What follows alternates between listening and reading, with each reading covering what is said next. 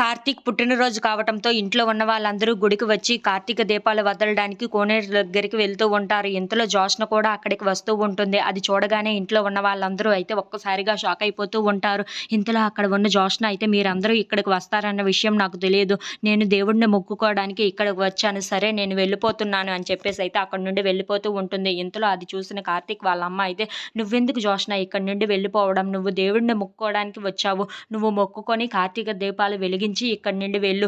నా కార్తీక్ బర్త్డే రోజు ఎవరిని బాధ పెట్టడం నాకు ఇష్టం లేదు అని చెప్పేసి అయితే అంటూ ఉంటుంది. ఆ మాటలు వినగానే అక్కడ ఉన్న జోష్న అయితే చాలా సంతోషించి ఈ రోజు అందరితోని ఉండమంటున్నావు అత్త, ఇంకా కొన్ని రోజుల్లో కార్తీక్తోని కూడా ఉండమనే సిచ్యువేషన్ వస్తుంది అని చెప్పేసి అయితే అనుకుంటూ కార్తీక్ వైపు చూసి నవ్వుకుంటూ ఉంటుంది. ఇంతలో అక్కడ ఉన్న కార్తీక్ మాత్రం నాకు జోష్న ఉండడం ఇష్టం లేదు, కానీ నువ్వు ఉండమంటున్నావు కదమ్మా, నిన్ను బాధ పెట్టడం నాకు ఇష్టం లేదు, అందుకే జోష్నని ఏమీ అనలేకపోతున్నాను అని చెప్పేసి అయితే జోష్న వైపు చూస్తే అనుకుంటూ ఉంటాడు.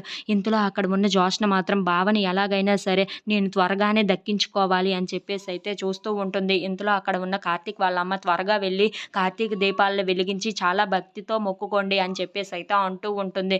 ఆ మాటలు వినగానే అక్కడ ఉన్న కార్తీక్ అయితే కార్తీక దీపాలని ఎందుకు వదులుతారో కొంతమందికి తెలియకుండానే ఇక్కడికి వచ్చారు. ఆ దీపాలను ఎందుకు వదులుతారో కూడా ఎవరికీ తెలియదు అని చెప్పేసి అయితే అంటూ ఉంటాడు. ఆ మాటలు వినగానే అక్కడ ఉన్న జోష్న అయితే నువ్వు నా కోసమే మాట్లాడుతున్నావని తెలుసు బావా నాకు.